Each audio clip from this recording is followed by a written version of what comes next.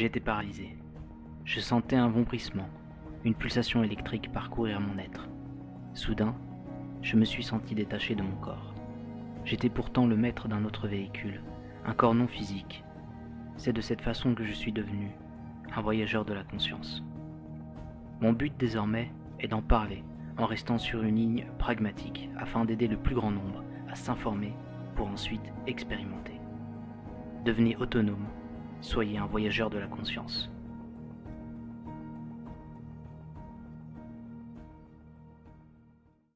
Bienvenue pour ce 4e épisode, c'est Voyageurs de la conscience et je ne serai pas seul.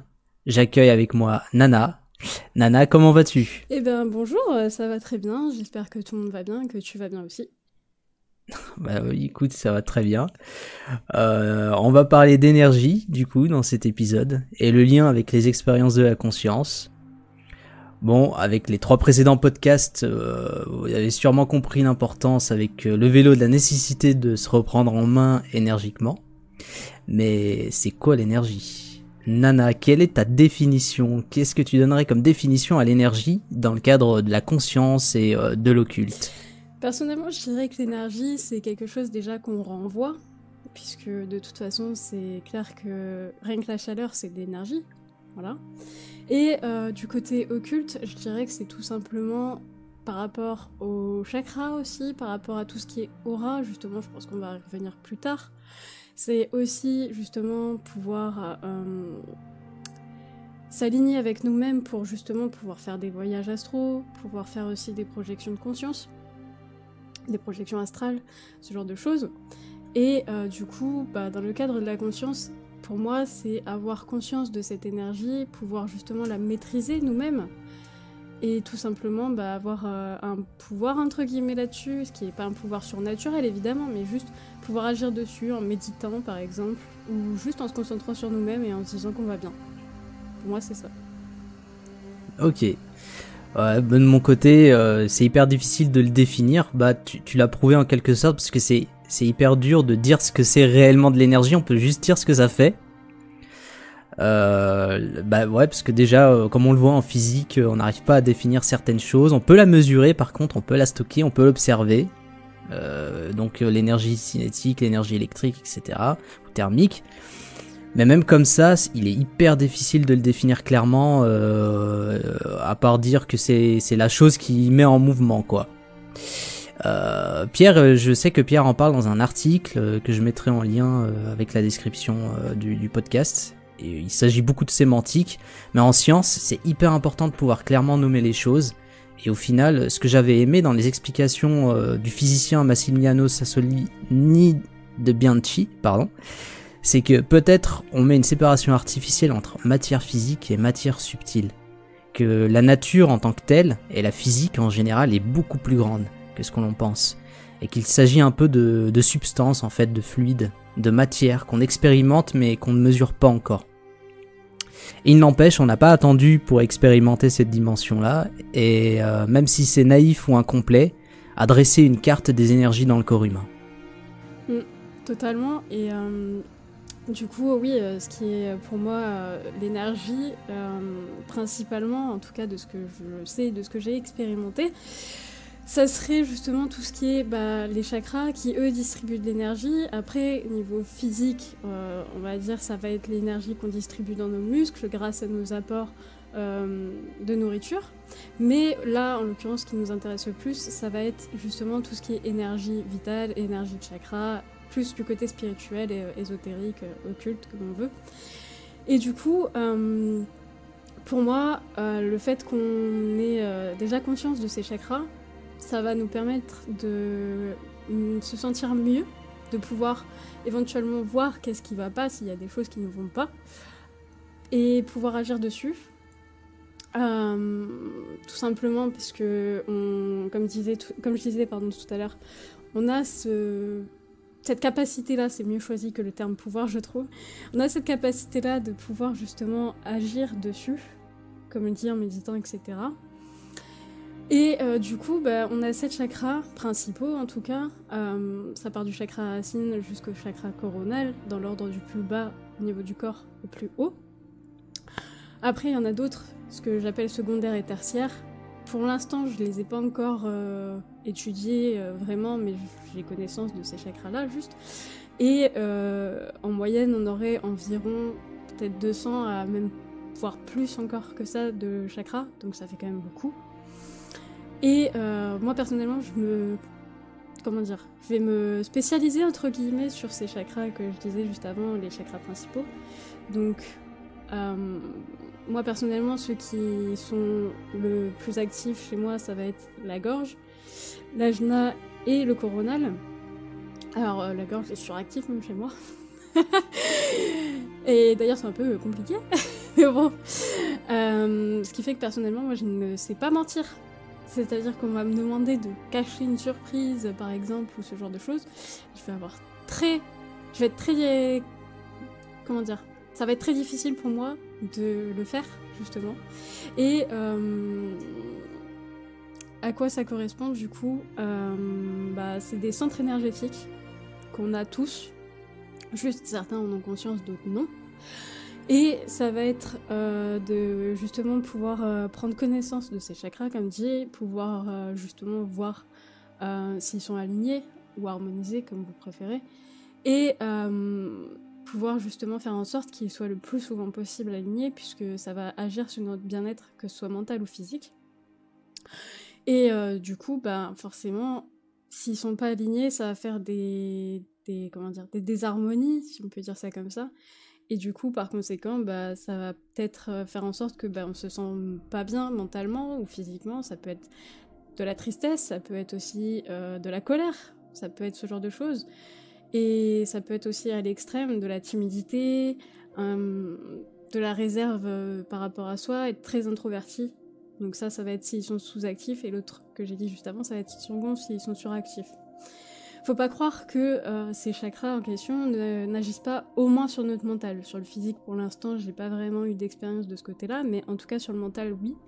Et c'est vrai que quand on en a conscience et qu'on agit dessus pour faire en sorte d'aller mieux, tout de suite, façon de parler, mais en tout cas assez rapidement, on va se sentir mieux si on fait les choses nécessaires. En tout cas, c'est extraordinaire par rapport à ce que tu as dit sur les émotions, comme quoi si on est en colère, ça joue sur nos énergies. Et ça me rappelle que des fois, du coup, il peut y avoir des espèces de cristallisation d'émotions à l'intérieur du champ d'énergie, quoi. C'est fou, en fait, quand on y pense, parce que l'énergie, c'est presque de la matière. Donc, c'est un truc émotionnel qui va commencer à faire un blocage mécanique, voire bio-organique, quoi. Le lien est incroyable, en fait, je trouve, de mon côté. Totalement. Et en plus de ça, ça va justement faire en sorte... entre guillemets, je trouve pas d'autres expressions, donc voilà. Mais ça va faire en sorte que justement ce blocage, comme tu dis, va être vraiment actif sur ces chakras, puisque justement c'est ça qui va faire en sorte qu'ils soient soit suractifs, soit sous-actifs en fait. Dans tous les cas, qu'ils soient suractifs ou sous-actifs, ça va être un blocage émotionnel et ou physique. Et c'est vrai que c'est quand même assez incroyable, parce que justement l'énergie, comme je disais tout à l'heure, on dégage de l'énergie par notre chaleur, entre autres, et du coup, ça on peut le mesurer via les caméras thermiques, je pense que tout le monde sera d'accord, et du coup, cette énergie-là, qui est vraiment interne à nous-mêmes, c'est quand même... Moi je vois ça en fait comme une guitare, dans le sens où il faut tout le temps faire en sorte que les cordes soient harmonisées, soient vraiment toutes avec le bon son, et du coup pour moi les chakras comme je les vois, ça va être ça en fait. Tout simplement. D'accord. Ok, c'est vrai que c'est intéressant. Et quand tu dis justement quand les chakras sont suractivés ou bien sous-activés, est-ce que c'est comme si ces chakras, ces vortex d'énergie qui absorbent en fait, parce que dans la entre guillemets dans la théorie traditionnelle, ces chakras absorbent l'énergie ambiante qui serait neutre et ils la teintent en fait. Ils vont la teinter avec une émotion, avec une pensée, avec une faculté de la conscience. Et quand tu dis suractivé ou sous-activé, ça correspond au flux d'énergie, au volume en fait d'énergie qui est emmagasiné, ou c'est autre chose pour toi? Pour moi, selon moi, en tout cas, ça serait vraiment par rapport à ça. Effectivement, comme tu dis, on absorbe pas mal d'énergie, que ce soit de notre environnement ou des gens, juste. Et effectivement, ça va justement être cette énergie qu'on absorbe qui, de base, est quand même relativement neutre, en règle générale, sauf si elle vient de personnes, auquel cas ça sera moins neutre, mais voilà. Partons du principe qu'elle est neutre, effectivement, ça va être vraiment ça qui va justement agir, je pense, sur ces chakras. Donc, c'est ça qui, justement, quand on a un trop-plein en fait, d'énergie, c'est ça qui, en règle générale, va bloquer ou suractiver justement ces chakras pour moi. D'accord. Et un des moyens, par exemple, de l'harmoniser, autre que le fameux vélo dont je rabats les oreilles tout le monde, c'est la méditation ou autre, en fait. La méditation, alors j'ai entendu aussi parler de la pleine conscience, il faut vraiment que je me renseigne dessus, c'est intéressant. Mais oui, la méditation, le fait aussi de se concentrer sur soi, d'essayer d'attirer le positif, parce que pour moi, enfin ça là c'est vraiment une vision personnelle, mais le positif, faut le provoquer, il viendra rarement, voire jamais seul. Et du coup, le fait qu'on soit dans un mood de pensée positive va permettre de faire en sorte que nos centres énergétiques, nos vortex énergétiques, ou nos chakras comme on veut, vont pouvoir justement être plus fluide, pouvoir se débloquer ou alors se décharger de cette énergie qui est en trop en fait. Et justement, en avoir conscience, parce que vraiment là encore une fois c'est de la conscience, en avoir conscience de justement on peut agir dessus, de cette énergie et de tout ce genre de choses dont on parle depuis tout à l'heure. Pour moi, ça va déjà être une bonne avancée par rapport à notre, à notre psyché, à notre façon de voir les choses. Et du coup, on va se dire, bah oui, chaque personne dégage ce genre de choses, et peut-être qu'on va y être plus sensible. Alors après, il faut savoir maîtriser aussi cette sensibilité-là, parce que c'est vrai que quand on reçoit beaucoup d'énergie négative venant des gens, au bout d'un moment, c'est compliqué à gérer, et effectivement, il faut se, entre guillemets, purger, que ce soit justement par le vélo, par la méditation, par la pleine conscience, par une balade en forêt, ce genre de choses, parce que c'est vrai que la nature, d'ailleurs, point important, la nature ressource énormément en bien nos centres énergétiques. C'est vrai que j'en ai pas parlé, mais... juste se poser dans l'herbe par exemple, et profiter du moment, de l'instant, de l'entourage, du paysage, etc. En règle générale, on va se sentir mieux. Ça, je pense que tout le monde l'a expérimenté. Donc, c'est vrai que quand on se pose sur un endroit qui nous plaît, on va plus facilement tendance à avoir un mood positif et par conséquent à se sentir bien, que ce soit physiquement ou mentalement. Et inconsciemment, selon moi, ça va être les centres énergétiques qui commencent petit à petit à se remettre en forme, entre guillemets, dans le sens où chacun a la propre dose d'énergie qu'il faut dans ses chakras. Par exemple, admettons, je dis un chiffre totalement au hasard, je vais avoir besoin de, par exemple, 50% d'énergie dans chacun de mes chakras. Mais par exemple, pour toi, Borvo, ça va être, par exemple, 60-70%. Chacun est différent de ce côté-là. Ah, c'est intéressant ce que tu dis là, parce que souvent on a tendance à penser que le système des chakras est, in fine, entre guillemets, de la structure énergétique globalement, c'est, tu vois, la fameuse carte avec les chakras, et puis c'est la même pour tous. Et là tu dis, en fait, on a chacun des besoins, et même au-delà des besoins, on a peut-être chacun un vécu en fait par rapport aux vies antérieures, etc., qui fait que nos chakras ils sont pas les mêmes, ils fonctionnent pas forcément pareil en termes de puissance, en termes d'énergie tout simplement. Et c'est encore fou parce que du coup c'est limite si les chakras c'est pas de l'énergie les chakras, mais ça pompe de l'énergie et ça envoie de l'énergie et ça crée un lien. C'est extraordinaire en fait, c'est un organe qu'on n'a pas encore étudié vraiment avec des outils scientifiques, mais ça ne serait tardé dans quelques centaines d'années si... Bon. Oh, peut-être moins, soyons optimistes.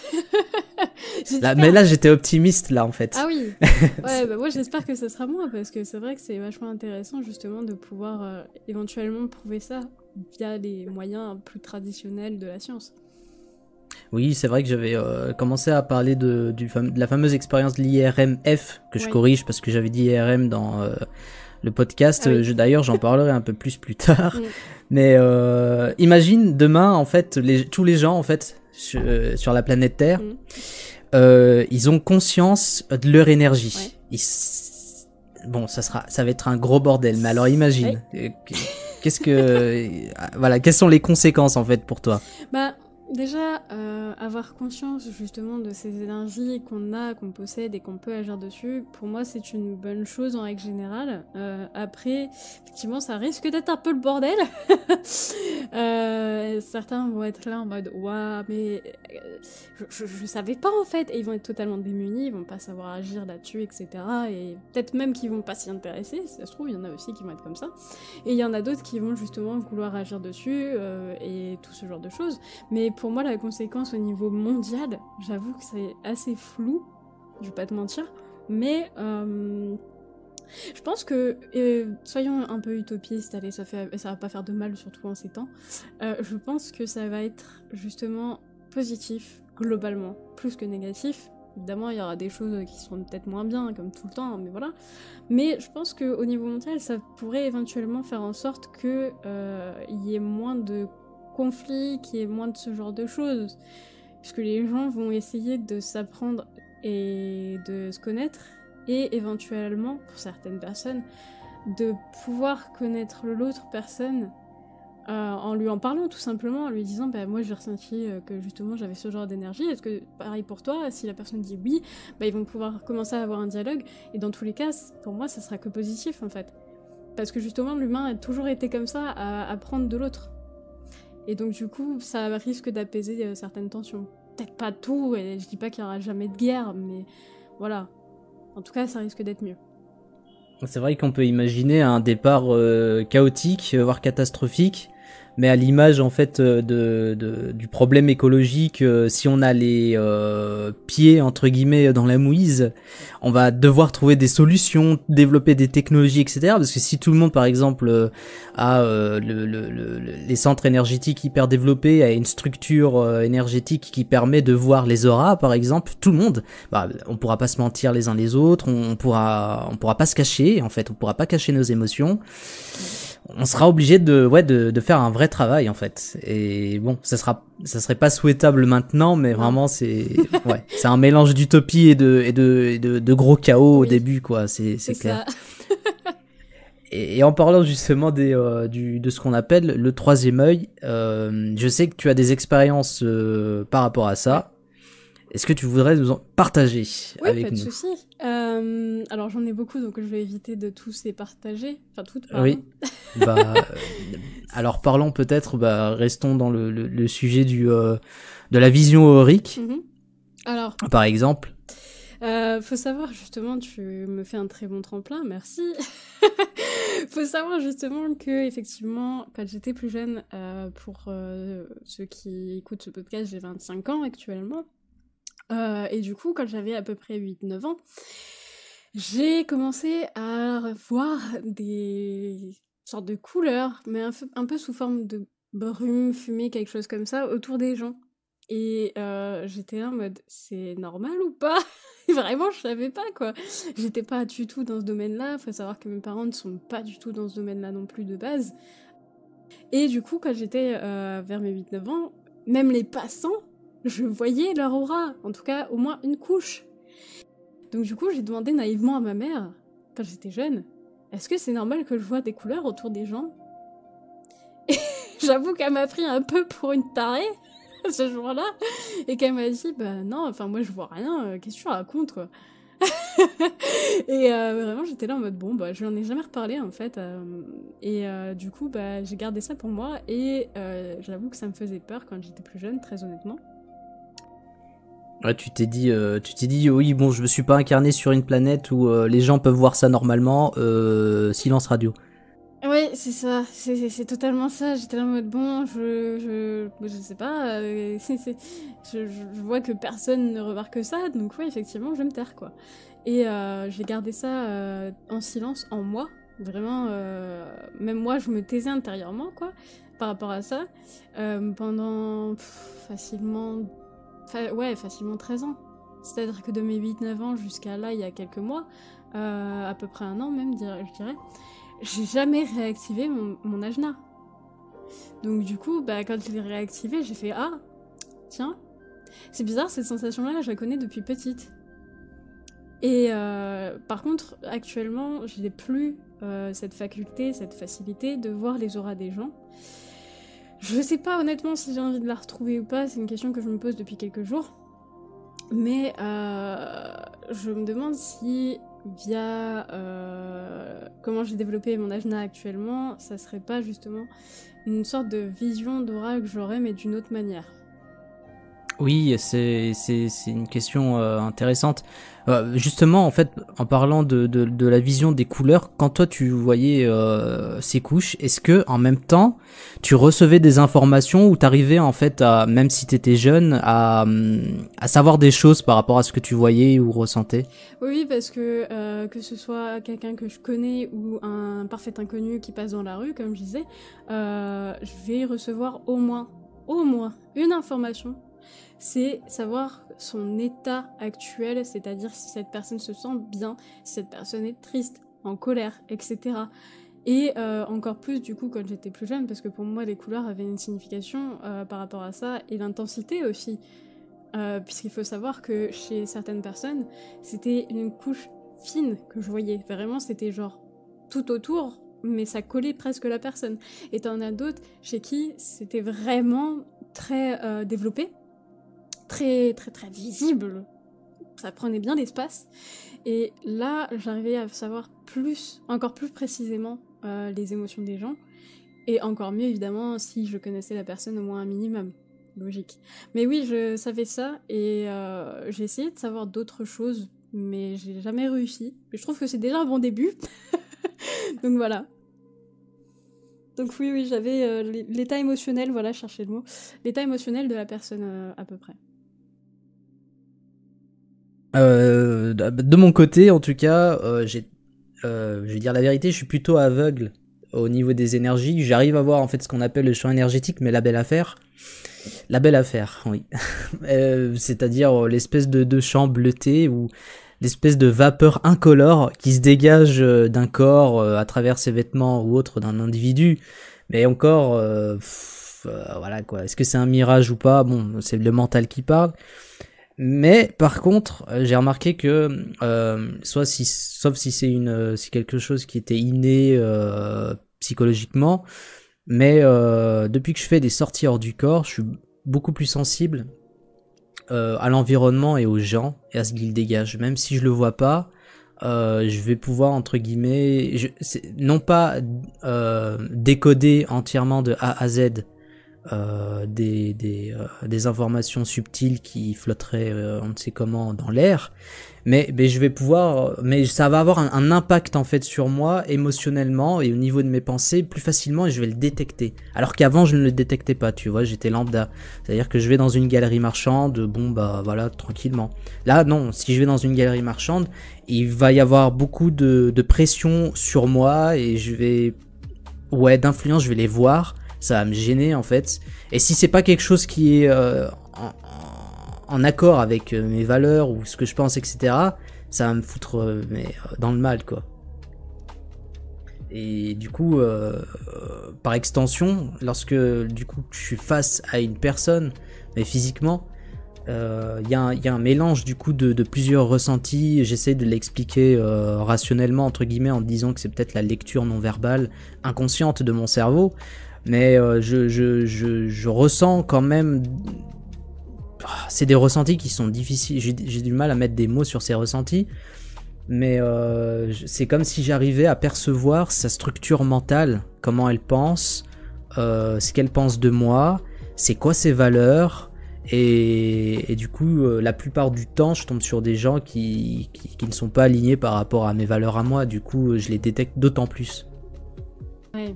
Après ça, en règle générale, c'est un peu compliqué dans le sens où c'est vrai que déjà on a du mal à poser des mots comme tu dis, et en plus de ça, quand ça arrive, c'est vrai que ça peut impacter plus ou moins lourdement d'ailleurs, mais ça peut impacter sur comment on se sent, enfin ça peut parfois même nous remettre en question, je trouve. Oui, oui, beaucoup. Parce que je me dis, ouais, c'est juste moi, je suis un peu taré, puis c'est tout, tu vois. Il faut que j'aille chez le psy. Mais, mais quand tu regardes les études de l'IAC par rapport à ça, ils ont un nom pour ça qui s'appelle le PANSEM. Donc c'est pas un acronyme en fait, c'est un mélange de 3 notions, la pensée, l'émotion et l'énergie. Pour eux, les émotions et la pensée, c'est pas dans la caboche en fait, c'est pas à l'intérieur et ça circule, ça va sur notre structure énergétique en extérieur. Et donc tu diffuses en fait ce que tu es, ce que tu penses être, Oui. tu le diffuses. Ah oui, oui. Tu vois. Ah oui. Ah oui, non mais totalement, je vois totalement ce que tu veux dire, parce qu'à chaque fois, et ça c'est vrai, et tu me fais penser heureusement, mais à chaque fois que je sors dehors et qu'il y a des gens négatifs, je le ressens, c'est horrible. Je suis là, mais les gens souriez à la vie, arrêtez d'être négatifs. Oui, et c'est ça qui est le plus problématique, c'est que je donne une image, mais s'il y a du slime, de la glu en fait autour de nous qui flotte avec différentes couleurs correspondant à nos émotions, faut imaginer que comme de la colle, ça se colle les uns les autres quoi. Voilà, et tu récupères des trucs des fois, tu sais pas d'où ça vient, ou tu deviens toi-même en colère. Ou triste ou stressé pour rien, mais heureusement je pense ceux qui sont sensibles à l'énergie le détectent facilement quand ça vient pas de leur psyché quoi, ça se détecte. Eh bien je pense qu'on va s'arrêter là. Je te remercie beaucoup pour ta bonne humeur, ta gentillesse, le fait d'être venu témoigner sur tes expériences et de parler un petit peu d'énergie avec moi. Bah je te remercie. C'était les voyageurs de la conscience. On se retrouvera pour un prochain épisode. N'oubliez pas d'expérimenter et de suivre votre boussole. À bientôt.